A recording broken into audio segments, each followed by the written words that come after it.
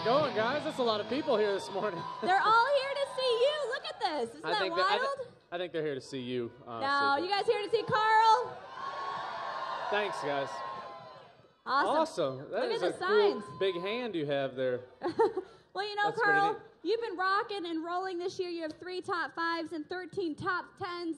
What's it going to take to get to victory lane today here at Martinsville? Oh, man.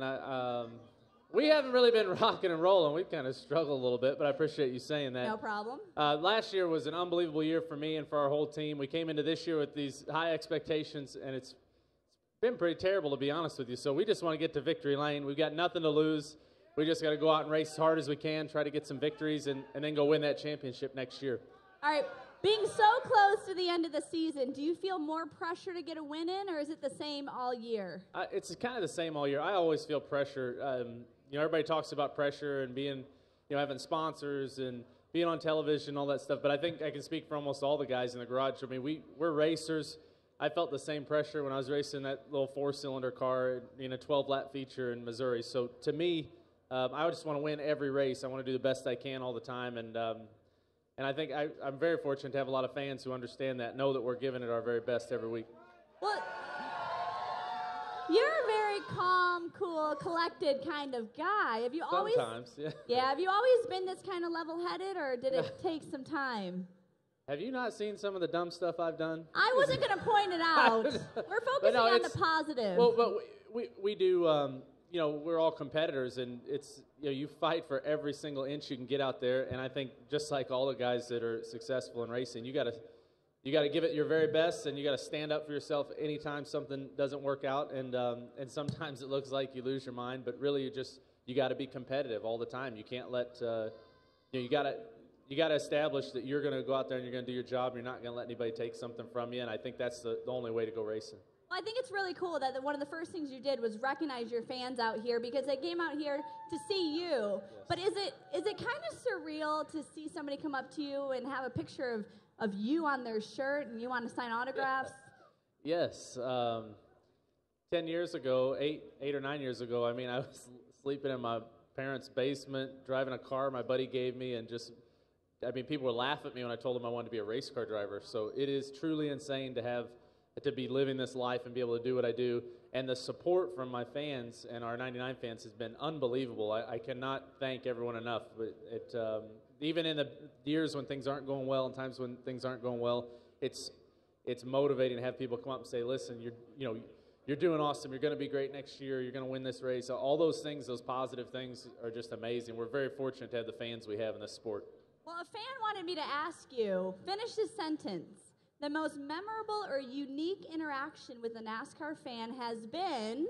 It's been a guy named Andy. He's got a name. At O'Reilly Raceway Park. And the first time I met Andy, I didn't really meet him. I was standing on pit road during qualifying, and I heard my name just, Carl! I'm looking around. This guy was on the other side of the racetrack, up in the grandstand, screaming during qualifying. I could hear him. So I'm like, hey, man. And he's like, Carl! And so then we won the race that night. He comes down after the race, and it's the same guy. He'd been drinking a little bit. But I could hear him coming from a long ways away, and he's like, sign my arm right here. And he had a big Roush tattoo with the flames on it. It was really cool. And so I signed his arm. He said, I'm getting that tattooed on my arm. And I'm like, dude, I don't even have a sponsor right now. I'm driving a blank white truck. You're going out on a limb. And he was like, no, man, you're gonna do it, and I'm going to get this tattoo. And so next time I came back, he had that tattoo. He's still got it. And in fact, last year there were a lot of rumors that I was going to leave Roush, and he came down at ORP, and I thought he was going to whoop me for that. He was pissed. He's kind of a big guy, but so that's been Andy has been the most amazing guy. He really, really, really cares about our team. That's very cool. You talked about living in your parents' basement, and now you're one of the top drivers in the Sprint Cup Series. What's it like to be able to drive fast for a living? It is really, really neat. It's hard to explain to the police officers on the road that, that's just what you normally do when they pull you over. But for me, driving and getting to do this is, it's unreal. I don't know if any of you guys out there drive race cars, but if you do, you know that it's about, it's so much fun. It's such a challenge. And for me, racing growing up, it was about spending every dollar I could to go racing. So it was not something I ever thought I could make a living at, and now that I can't believe somebody else buys the car, I get to drive it. It's unbelievable. You said when you get pulled over, does that happen often?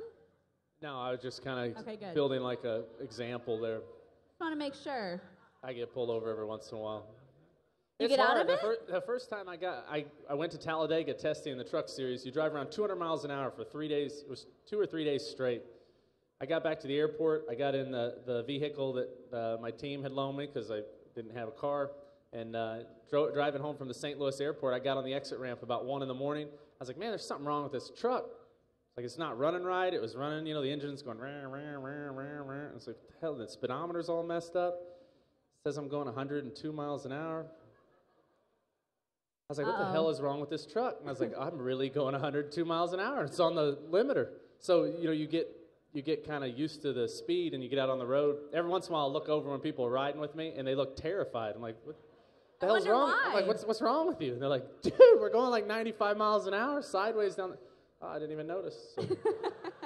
Just another day in your world. It's crazy, yes. So that kind of leads me into my next question. What is a big misconception that we might have of NASCAR drivers that you might get all the time? I don't know. I think our fans know us pretty well. I don't know. What do you think? Do you hear a lot of misconceptions? I think we think you guys partied up in the driver-owner lot, that you guys are good and wild. What do you guys think? You're rednecks. Are you a redneck? It is kind of funny. Like, I talked to a lot. I'm from Missouri, and not a lot of people in central Missouri were NASCAR fans. And so they're like, NASCAR? What the hell are you talking about, man? They're like, this is football, baseball. I'm like, no, man, racing's awesome. They're like, why would you want to drive around in a circle all day? I'm like, look, you got to go to a race. So I have single-handedly, I think, converted about 50,000 people in central Missouri. And I guess that would be the biggest misconception is that auto racing is simple and that it's boring or whatever. And I think once people go to the track and they can get there and they can see how hard these cars are driving through the corners and see all that's going on, I think that it opens up people's eyes to the sport. And I in the last 10 years, I've had more people come to me and say, man, I never watched NASCAR until you got into the sport, and it is an amazing thing, and they just learn the sport as they go, and it seems like they really enjoy it. All right, I promise this is a compliment, okay? That's all right. You are a health nut, so I've got to ask. A health nut. Oh, You're really health healthy. Nut. I got to ask. I didn't know what you said there for a second. Have you had a Martinsville hot dog this weekend? I haven't had a Martinsville hot dog. Oh, Carl. You know what? And that might be my problem here, is that I haven't eaten one of those hot dogs. You guys ever seen how they make hot dogs? Anybody? All right. All right, we'll leave it at that. How about that? You got one coming for me up here? All right. No, I won't make you. Larry Mack made me eat one in front of the crowd one time, and I vowed I'll never do that to anybody. All right, so we have this pace car here that Ford and Sprint partnered. We're giving that away. We're taking them to Las Vegas. Wait, you're giving that car away? We are. And should I tell them that you guys all signed it too? Your autographs in there too? Oh, yeah, I remember when we came and did that. That was really neat. So, hey, let me tell you guys a little something about Ford. A lot of you guys know a lot about Ford. I've been driving a Ford in my whole NASCAR career. And Ford, I just want to say I'm proud to represent them. I think they run their business right. I think they made the sacrifices they need to make to make sure that they could be profitable and they could keep their people employed. And they also build the best cars on the road. It wasn't always like that.